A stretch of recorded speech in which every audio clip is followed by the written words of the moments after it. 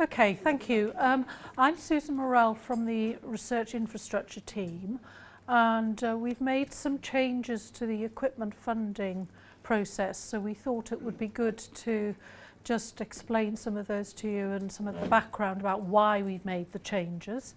So just to go back to history, in 2010 there was the Wakeham Review, which I'm sure you're all aware of, looking at the efficiency and FEC issues around higher education.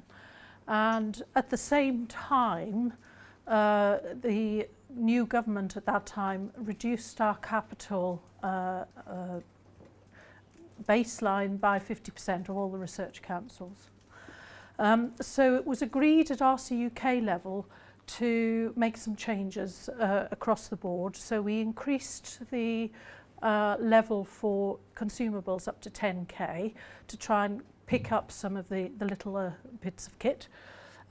We then put in place this ODU limit, and so things between 10k and ODU needed to be funded at 50% by us and by the universities.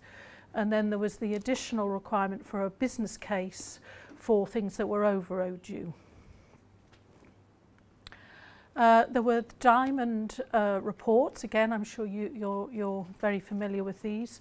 And the most recent one, 2015, he's highlighted the need for continued focus on sharing and utilisation of equipment to make sure we're getting as much from it as possible.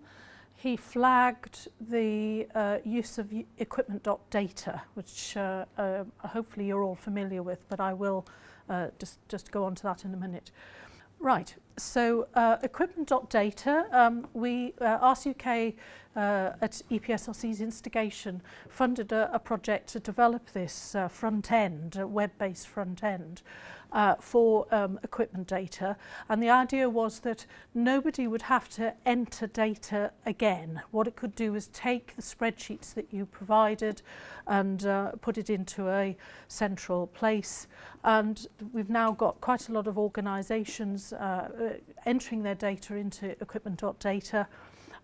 So I think I'd encourage you all, those of you who haven't yet taken the plunge to do that. I think our plan is to get this taken on formally by JISC as a proper product, so that we can then add extra functionality around utilisation and so on into it. The other thing to say about capital that BIS do, which and Treasury really, we cannot carry it over from financial year to financial year. So unlike a grant where we make a commitment to fund over several years, with capital I have to spend absolutely what I'm given within the year I'm given it. I'm not allowed to underspend and carry it over, and I'm not allowed to overspend, because we'll get into trouble from the Treasury. There is a huge unmet demand for equipment. You can see here the oversubscription we've had in some of the calls. It's particularly noticeable for basic materials, characterization, measurement, and that sort of thing. The experimental equipment call that we had, even though we put a constraint in how many bundles people could put in, we had a request for 160 million, and I only had about 30 odd million to spend. So we made this case to government. Obviously, we know your budgets for this underpinning kit are extremely tight, but there is an ongoing problem with this untapped demand. So I think just bear in mind, if we again seem to be being very strict about limiting applications, it's in order to make this kind of thing easier to deal with.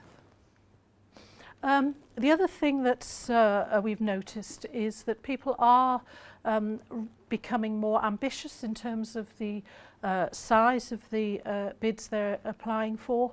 We've got an increase in the value, so people are trying to be more strategic and trying to be more ambitious in asking for larger pieces of really cutting edge kit, which is great. But of course the downside of that is that we can fund fewer. So it's just important. I wouldn't want to stop this happening. I don't think we're saying we want everybody to ask for small 100k pieces of kit. We do want them to ask for large strategic investments, but there is also this issue of having to balance the budget.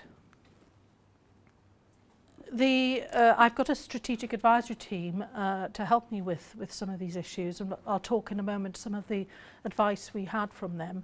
So just to flag up some key messages before I do that. There is this problem of not having enough money. I've got to make sure that we're not distorting the EPSRC portfolio by funding capital in some areas and not others. On the other hand, there's no way I want a lack of capital to be blocking responsive mode lists. So I've got to make sure that fantastic research proposals, which have a capital element to them, can get funded, because obviously we don't want that to be the rate limiting factor. We will be doing our best to get extra money from BIS, as I say, and we will be developing roadmaps and business cases, and obviously we'll need to work with you and the academics to develop those. The questions we get asked from BIS are always, what sort of leverage can you get on this? So I think we need to work with you and the industrial sectors to try and build up a picture of what sort of leverage we can get working together. There is this problem, as I said, about proposals being bigger and therefore fewer being able to be funded. We are going to have to grasp the utilisation nettle, so please be aware of that. We will be coming to you to try and help us get that information. And the most important thing is this spend. I know there's a problem that we might come up to in the discussion, which is about the procurement process, because that can often be very long for these kind of very tailored pieces of equipment. And it'd be really great if we could somehow work together to try and do things in parallel or shorten that process in some way, so that we can speed up the procurement and therefore make sure that the spend deadlines are met. So I think it's worth just remembering this pyramid. We've got to make sure that the base of the pyramid is really healthy. Otherwise, there's no point having these very expensive national facilities if people aren't able to do their normal lab-based experiments. So what were our thinking behind some of the changes we've recently made? And this came out through our discussions with my SAT. The ODU limit rule was very crude in that it just set a financial limit. It paid no attention to the type of equipment, what it was being used for, who was going to use it. And it meant that at the strategic equipment panel, we were seeing maybe pieces of kit that were about 150k being ranked against something that was 2 million versus a departmental refresh of their mass spec facility. So it was a real challenge for the panel. It had this real mix of apples, oranges and bananas. So we decided to take a fresh look, and we've come up with this categorization, which helps us understand what the equipment is being used for and therefore how best to fund it and what criteria to use. And Catherine and Ian are going to talk about this in more detail in a moment. But it's very important, the bar on the left here, that people are able to ask for the kit they need for their research projects. So we've made some changes there, which Catherine will explain. And we're recognising that the strategic equipment is very focused on this cutting edge, state-of-the-art stuff, which is going to be used by more than one person. Now this leaves this great big box here, which is this multi-user equipment, which is the basic well-found lab stuff. And this is a real challenge, because you don't have enough money to buy what you need. We don't have enough money to fund this. So I could spend my budget about 10 times over on this and it still wouldn't meet the requirements. If I do manage to get some extra money, we can use that to fund some things in this area in a strategic way, using roadmaps and so on. But I think this is a real problem for all of us, and it isn't recognised what a backlog of reuse, refresh and replacement is needed here. Okay, so I'm going to hand over to Catherine now, who's going to talk about the left-hand bit. Hi everyone, I'm Catherine from the infrastructure team, and I'm going to talk about the equipment on grants process and the changes that we've recently made. So, as I said, I'm going to talk about the equipment on the research projects on the left-hand side of this diagram. So that can be anything from underpinning kits right up to state-of-the-art kits, and it's for use on single projects. So the main changes that we've made at EPSRC to this process are that equipment on grants can now be funded up to 400,000, including VAT, and obviously there may be exceptions where there might be equipment which is over 400,000 that people want to request on their proposal. And if this was the case, it's better to talk to EPSRC first, because if we get this in the office, it might be office rejected. It's better to talk to us first. And then obviously it will also require a 50% matched contribution as well. So if you have a case where there is equipment over 400k, just come and speak to us first. So for individual items of equipment between 10 and 400,000, this should be included under the equipment heading and requires a 50% match contribution. And we will review this contribution in future after monitoring the demand and also the equipment that's been funded through this process. And we'll also review it when we know budgets and the demand for capital through the other routes of accessing equipment as well. And single items or combined assets over the OG limit require a 2-page business case. So I'm just going to talk through preparing the equipment proposal. So as I said, EPSRC require the 50% match contribution for items over the OG limit. And in this case, you should attach a letter of support from the research organisation or the industrial partner with the proposed contribution. The FEC value in JES should be the total quoted cost of the equipment. For equipment between 25 and 138k, this requires 3 verbal quotes. And for items of equipment over 138k, this requires 3 written quotes. Less quotes can be needed if there's appropriate justification, and quotes can be captured as a table. If you attach the full quotes in JES, these should be attached, but it won't actually go to reviewers. That's why we recommend you put the quotes in the table as well. Reviewers are actually asked to comment on the contribution in relation to the value for money of the proposal, and so this may influence the final position of the proposal in the rank ordered list. So these slides will be circulated after, and I've just put a link to the pages on our website about equipment on grants. So for single items or combined assets over the OG limit, this requires a 2-page business case. This business case shouldn't be added as an other attachment because these don't actually go to peer review. So the attachment type that you need to add this in is it's actually flagged when you submit on JES, and it should be the type of, it should be called the equipment business case, and you can just attach that in JES when it's flagged. So this slide's on instrument development. So there is an exception where equipment can be funded at 100% FEC if it meets certain criteria for being instrument development. So if the instruments, if the novelty in the research lies in the instrument being unique and creating a new instrument, and if the researchers funded through the grants will actually be carrying out the instrument development work, then this is what we would class as instrument development and can be funded at 100%.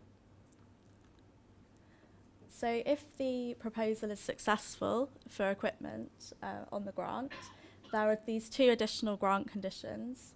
So the first one is that the piece of equipment will need to be added to the university's capital equipment portfolio, and that's where you need to report annually on these pieces of equipment. And the second grant condition is that the piece of equipment will need to be registered on equipment.data, and Ian will be talking more about equipment.data in the next slides. There's also a couple of RCUK grant conditions. So the first one is about procurement, so it just needs to comply with all the relevant legislations and policies. And if the contract value is over 25k, this professionally qualified procurement staff should be consulted. And the other RCUK grant condition is around the ownership and use of the equipment. And this is mainly that it's for use, primarily for use on the research project. It belongs to the research organisation. After the project ends, the research organisation is expected to maintain this piece of equipment for research purposes. And if there's spare capacity for the equipment, it should be made available to others. And then lastly, just a bit about calls. So bespoke equipment can be funded on calls. So if, please read the call document which specifies how much equipment is available that you can apply for. With regards to the underpinning equipment that Susan referred to earlier, we could run a focused capital call if we had the available funds, and we'd develop this call by looking at roadmaps and advisory streams, and the focus would be on the sharing of equipment. And then just a couple of points below.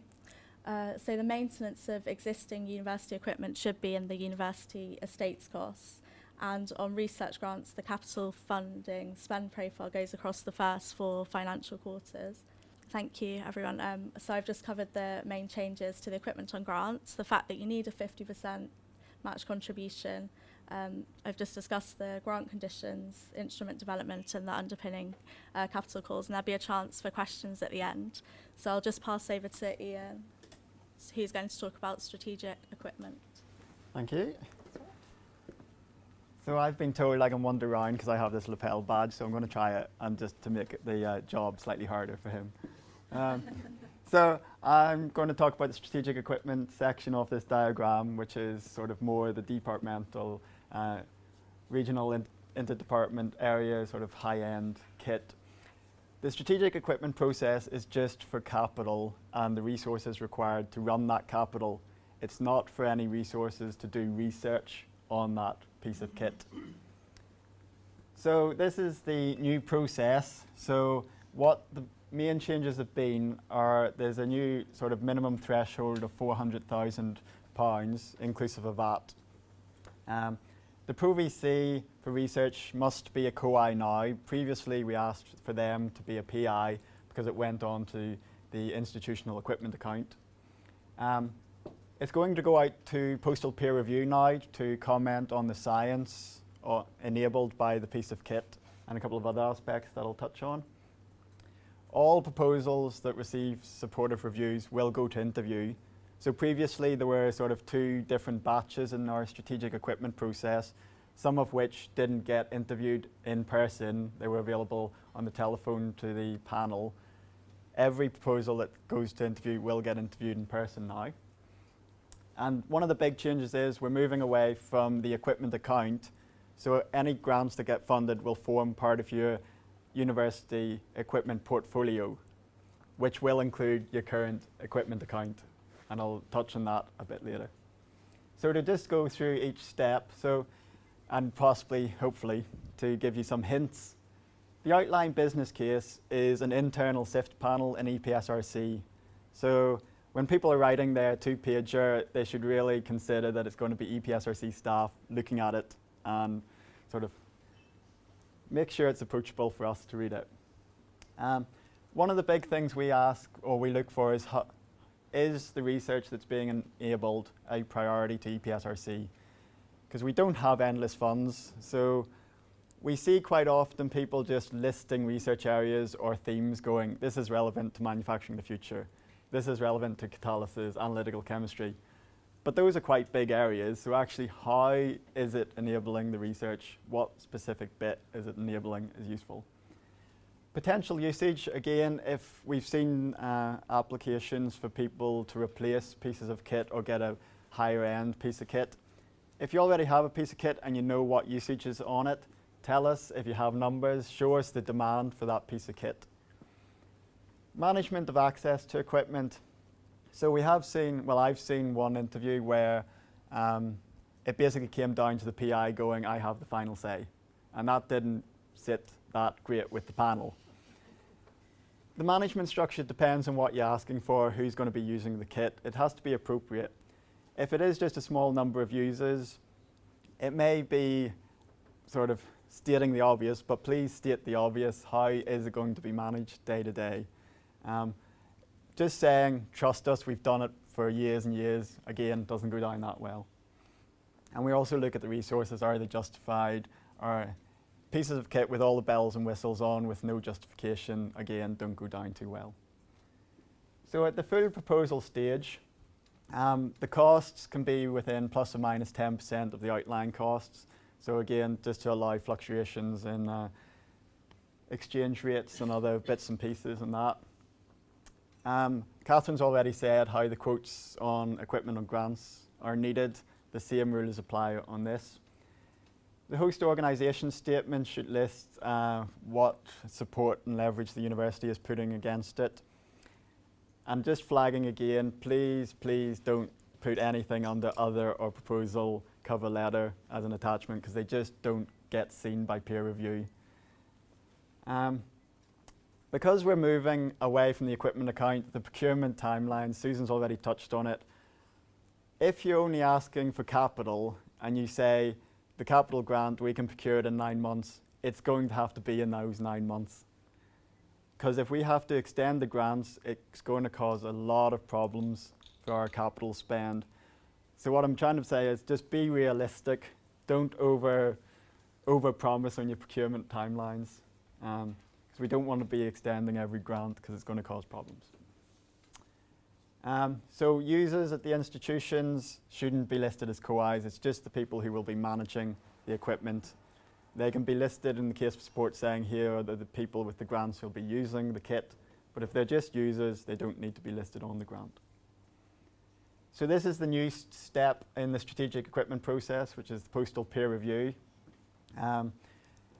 We've done this for 2 reasons: to get more input on the science that's going to be enabled, and we're also asking the portfolio managers in the individual themes to run the peer review stage so they get a better understanding of the pieces of kit that are within their area and are out there.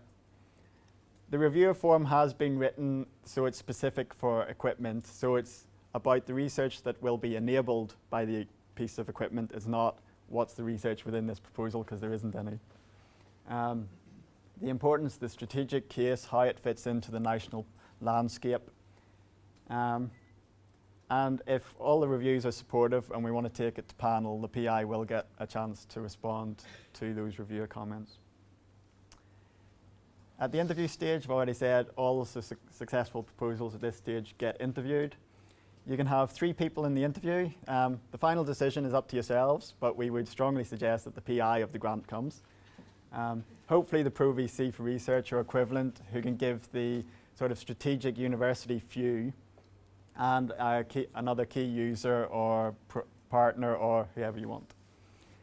There's no formal presentation, there's no handouts, there's no toys or anything, but there is a chance for the PI to set out the proposal, what the equipment's about, so focus on the key messages. And every panel I've been in, the panel do like to ask around the leverage and the contribution from the institution. Now you're all going to be sat there going, tell me what the percentage is and we'll give you that percentage support. There isn't a percentage.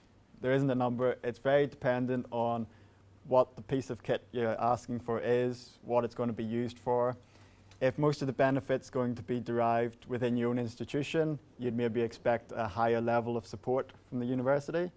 If you're just hosting it for the whole of the UK, maybe a bit less, but I'm not going to tell you a percentage. But as long as you know how your percentage was arrived at, it's fine. So if we go through all those stages, we get the rank audit list, you're at the top, you've got funded, we actually have money, fantastic. What then happens? So there's 2 additional grant conditions which are the same for large pieces of kit on responsive mode. Basically, the first one says it's now part of your EPSRC equipment portfolio and needs to be reported on every year. And the second one is reflecting Ian Diamond's recommendation that it should be discoverable through equipment.data. So I'll cover those 2 in a bit. This is just to highlight again, those are the T's and C's. They're very small type, so I don't blame anyone for not reading them, but they're quite useful sometimes. So what is the equipment portfolio? Since 2011, we've moved large pieces of capital into an institutional equipment account as different funding streams. So that's worked well for some things and it hasn't worked well for other things, like data management and reporting and PI getting the credit that they deserve for getting their funding. So we're moving to an EPSRC equipment portfolio. So basically this means the grants will be funded as grants, but they will be within this collection of grants that are equipment grants. They will need to be reported on annually. Just highlight again, Catherine's already said, from 1st of April, the ODU limit is moving to 138. Now, when I say ODU, you'll all be rolling your eyes because that's not an ODU limit and it's not your ODU limit. Basically, this is just a threshold at which things change in the process. So any piece of kit over 138,000 will require an equipment business case through JES from 1st of April. Previously, it was £134,011. Your equipment portfolio will contain your successful strategic equipment, any underpinning capital calls we run, large pieces of kit that you've got through responsive mode or other calls. Anything special like quantum tech capital is treated with differently. Basically, the additional T&C will be on the grant saying this is part of your portfolio.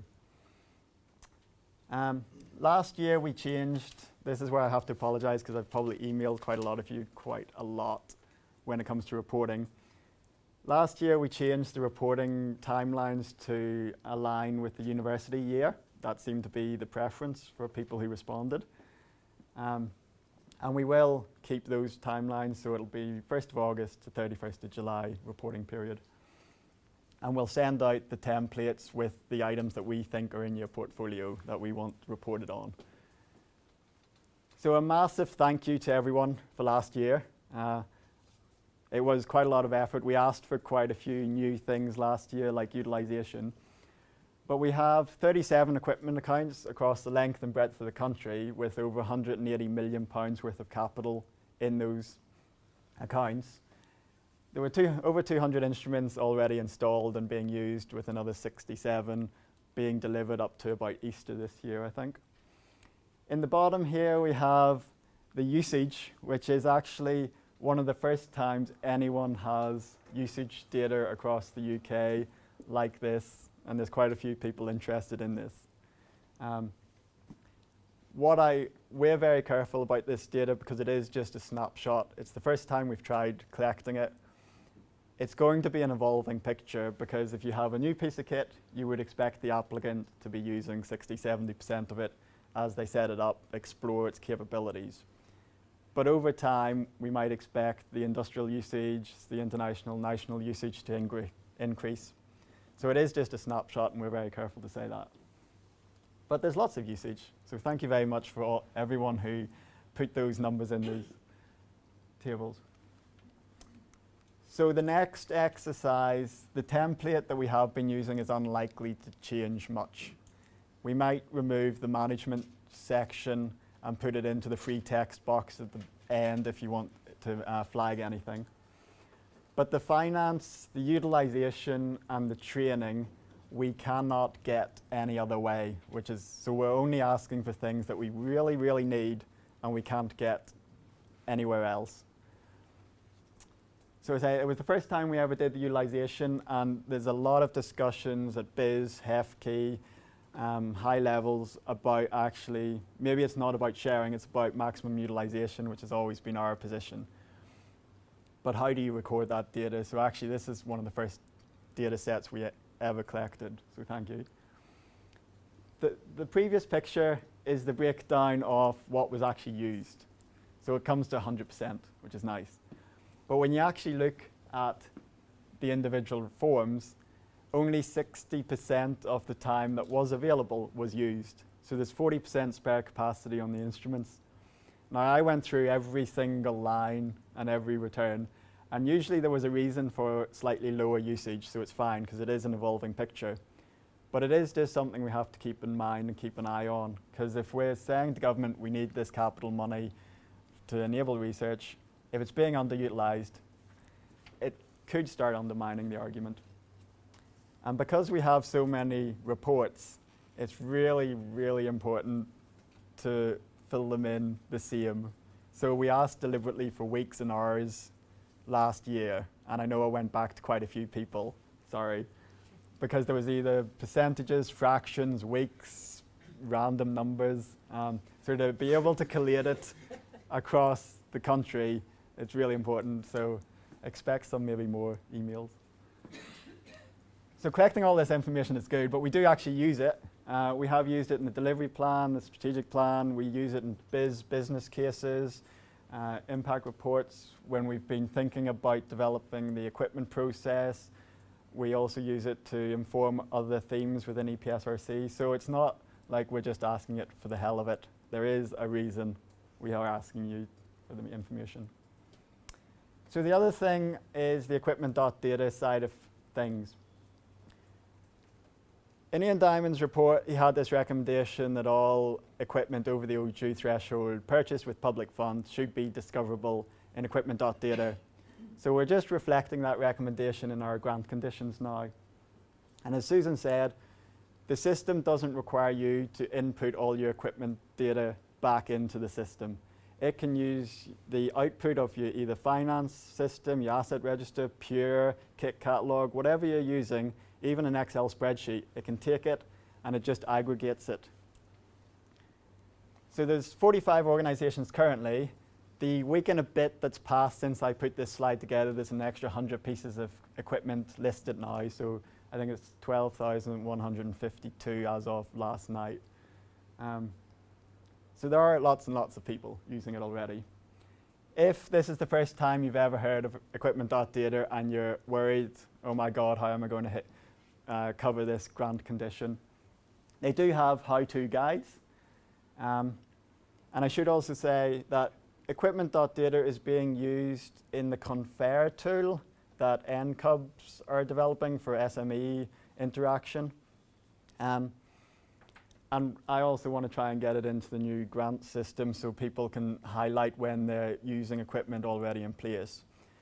So actually, the data set you allow to be discoverable in equipment.data is being used in lots of different places.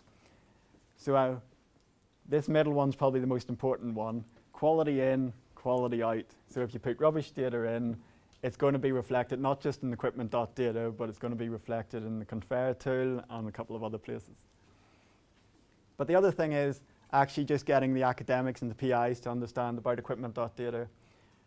Because as a researcher, if I want to do a project, I think, right, I need this tool. I'll apply for it. Whereas the first thing should be, I need this tool, is it either in my university already, or can I get access to it somewhere else? If they can't, then they can apply for it. It's fine. But the first step should be, is it somewhere that I can get access to? And equipment.data allows them to do it. Now, it's not all take from equipment.data. It does give you something back. So if you have a system that's either your finance system or an Excel spreadsheet or a system that isn't open to all your academics, equipment.data will give you an institutional search engine for your own institution. It basically gives you this. You can type in anything, click, and it can tell you what's in other departments around the road. Because we've had instances before where somebody's asked for a piece of kit and a couple of months later discovered, oh, there's one in a faculty down the road in my own institution. If this is all scary and you're thinking, how much work is this going to be? Am I starting from a blank page? The N8 have done a hell of a lot on equipment sharing already and have guides and templates for health and safety, pricing and charging. They also have quite a nice taxonomy. So rather than listing something as PerkinElmer MB1512 that nobody knows what it does, it gives you a taxonomy, sort of advanced materials characterization, spectrometer, things like that. So have a look at those.